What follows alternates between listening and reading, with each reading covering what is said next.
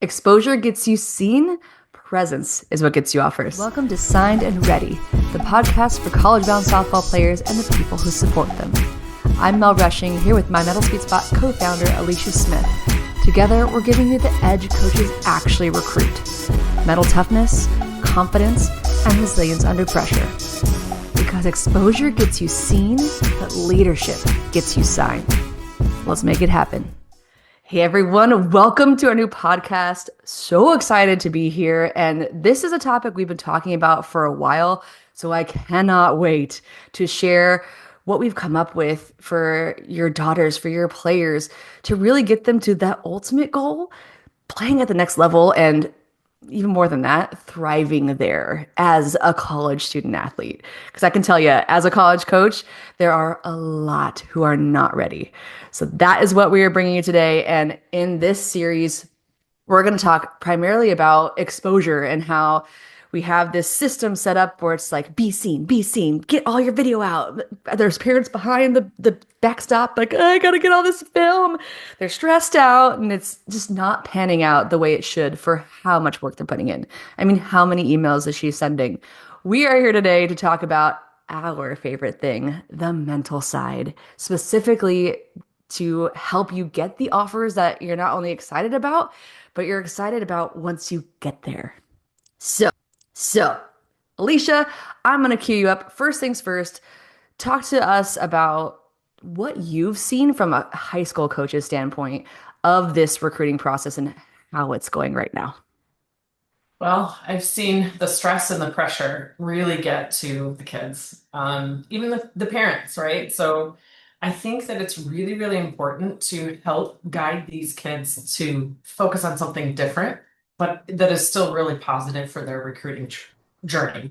Because that's all everyone talks about. Like you said, they're clipping videos, they're posting, they're contacting coaches. How do I write this email? What email do I send? How many emails do I send? And I get lots of phone calls from kids that I've coached or just families that I know that don't necessarily play for them. What do you recommend? How's the best way to get exposed? What camps do I go to?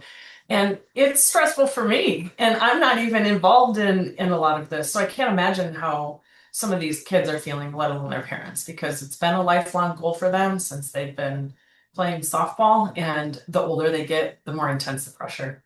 Absolutely. I even get it when kids are on campus at LaGrange. Like they're talking with me. Like this should be a milestone. They're still like, the first question I ask is, how's the process going? And they all do this like, do I answer honestly? Uh-huh. Uh-huh. Yeah. It's Not stressful. great.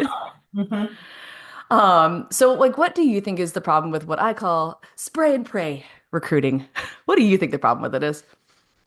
It's not focused on maybe what you were really looking for, and it feels at times like you're not even understanding fully what you want, right? Because there's a lot of comparison out there on social media. There's, well, this person is going to Michigan and this person is going to Alabama. And so I think what gets lost in this recruiting is one, what is the right size for me? Two, what is it that I want to do for a career? And what campus, what coach, what culture will fit me? And I think that's part of what's being lost in all of this because they're not focused on what might be best for them. Absolutely. And like what is the actual risk? Like what have you seen your girls who went the route of like just get a scholarship, don't care where, or like, oh, I got this offer from a coach. Yes. Like first one, let's go, just to get it over with. I've heard that phrase a lot too. What are some of the like the pitfalls you see of doing it this way? Well, they get to said college or university, and it's definitely not all they hoped it would be. It's doesn't fit, the culture doesn't necessarily fit their personality. It's just too stressful because deep down it may not be where they actually really want to go. So I've seen kids just flat out quit. They never pick up a ball in that again, which is heartbreaking, right? Not only it's just for the family involved because you don't want the child to grow up and get that college scholarship where they've always wanted and then get to campus and hate softball. It can impact everything from their friendships to their grades to their relationship with their family, and that's not worth it. Or it's getting into the age of the transfer portal. Like, I don't like it here, so I'm going to transfer. And neither one of those would be the goal for somebody that picks a place where you want or would want to spend your 4 years, where you want to get your degree and graduate from, because that's this campus, wherever it may be, should be feel like home and somewhere where you want to stay. And the impacts of just picking, maybe not necessarily what's best for you, is definitely either just quitting the sport altogether or dropping out of school or transferring. Mm. And no shade on transferring. Like if you find a better place, power to you. But 100%. that's not the goal. That's not the goal, right? So now to flip it to the other more positive experience, the kid who goes to a place where they do fit, it does feel like home. How did they get there? What were the coaches looking for? What'd they see? With my experience, especially with my high school kids, the places that the kids end up are perfect fit for them. The coach is the perfect fit for them. The university or college and campus is a perfect fit for them. The size, that's a whole nother thing too. I think sometimes I do hear a lot of people say, not in these exact words, but it's Division 1 or bust.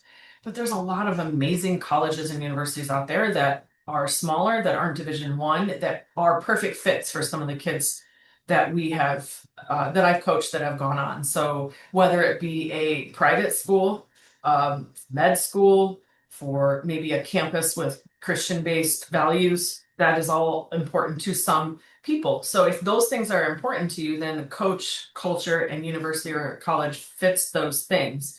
That's when the kids can really grow, flourish, and really become not only much better softball players, but they meet lifelong friends and they really grow into the human that they want to grow into. And I think that that's the key, right? Is that this is part of the college experience. Isn't the only college experience that you have is the sport that you're playing, but it's all about growing into that person, that young woman that you want to become. Absolutely. And I say the same thing because I coach D3 where it's like emphasized, like you are a student athlete. But Right. even at like big D1 colleges, mid majors, all the way down where like their focus is competitive ball, even there, it's not just about ball. It's No, about personal growth. right. And if that should always be the goal. That should always Mhm. be the goal because the softball is one of the many vehicles that we use, right, in sports to help us grow, to help us become those people that we want to be. But it's also the environment that you're in off the field. Absolutely. So, last piece here is what do these girls need to focus on? So, what are the coaches looking for in order to take that path, the more intentional recruiting path? What types of things do they need to be doing? Who do they need to be on the field to take that route? I think there has to be a level of authenticity. You definitely have to be that, person and player that you are, because I believe coaches can see through if you're trying too hard, or being different on the field than maybe off the field after the game, because I know that they might be watching that kind of stuff too. What kind of teammate are you? How do you react to things, both positive and negatively, that it might happen on the field, for example, an error or a strikeout? How are you acting or reacting? How are you treating your teammates? I think is a really big one. And if you are not playing, I know a lot of coaches have said in many, many different coaches' clinics and speeches, they watch you when you aren't necessarily playing or warming up. So I think that's one key to the authenticity piece, right? You have to be who you are all of the time, regardless.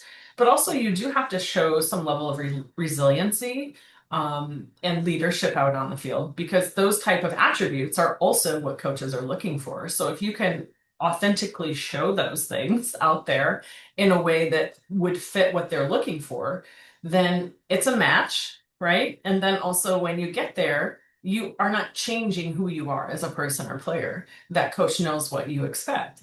And I would also argue that goes both ways, right? So I think part of this process is you picking the school too, not just the school picking you. So watching how the coach is in practice, maybe if you're going to see them, maybe on campus and you watch a practice or you watch a game, are they the same person authentically that's recruiting you that maybe is coaching in a practice or a game? Absolutely. And that to me is the biggest thing is the authenticity piece takes away that feeling of like putting on a show. I know back in the day, I always felt like, okay, it's exposure tournament time. I must be different. It's not the point. Not the point. That Because then also if you aren't yourself, they're going to recruit the kid they thought you were, and it is not going to work out. and that also puts an enormous amount of pressure on you and focus away from the things that normally you would be focused on, right? So I feel like that can actually be very harmful because you're not the focused player or the teammate that maybe you normally are when the college coach is watching because you're too worried about what they're thinking and saying. Mm-hmm. It's a, what is it, self-fulfilling prophecy? You're worried about Yes. them judging you, and then they will judge you. Yes. And the convos I hear, especially like the coaches who are at the bigger programs who are super like direct and like, yeah, nope, that was they did the one thing, cross off the list. Kind of ruthless, but what I also hear is, oh dang, did you see that kid go all out? It's such little things. Or, oh, I just listened to that kid talking to her parents over here, and the conversation after a tough game was great. Like, it's Yeah. the little things like that that you only achieve once you focus back on yourself, which is tricky. It is tricky because of the stress of the recruiting. So, but that's an intentional thing, right? That you have to be intentional about. And I think going back to who you really are, the authenticity piece is just so critical. So it doesn't matter if you go 4 for 4 and 4 home runs and make every play at shortstop. That's not what it's about. And I think when you can get past the fact that, yeah, I struck out, everybody does. But what they're looking for is how do you react in that moment? And that's the difference between being scratched off the list or getting that phone call. You just mic dropped it. That is it, guys. So if you're wondering what gets you seen versus what gets you offers, hit rewind, go back that 15 seconds twice on your podcast, or just click back on YouTube. And yeah, that's what you need. So it sounds simple, it's not easy. So I'm going to tell you about Ready for Offers. It is our new program from the one and only Alicia Smith, walking you through, okay, what does it take to be more intentional, to focus on myself when all of these other things are like grabbing for my attention, and it is stressful. So, Alicia, you know the program inside and out. What's one bit of advice you'd give to players who are like, okay, yes, or parents listening or coaches listening? Yes, I think this is what I need. I think this is the edge that we need. What can they get with Ready for Offers? I think a couple of things this program will do. One, it's helping you focus on being more intentional about the things that matter. And it is also a different way to look at things. Because if you can focus just a little bit on some things a little bit differently that are really, really impactful, small changes make big differences. And I think that I know this program is designed to do this, right? So I think it's one, being intentional, and two, being able to walk through some of these things with some help, right? But also documenting it, writing it down. And you have to absolutely take responsibility for your own personal development. That is key.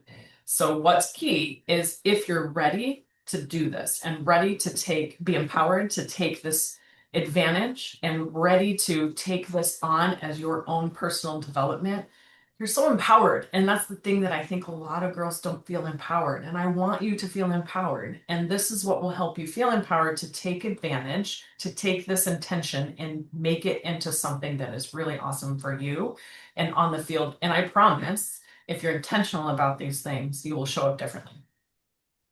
I have seen it firsthand. So if you are interested, head to mentalsweetspot.com/ready for offers. If you have any questions, reach out to support@mentalsweetspot.com and we got you. And until then, check out the next episode and we'll see you soon.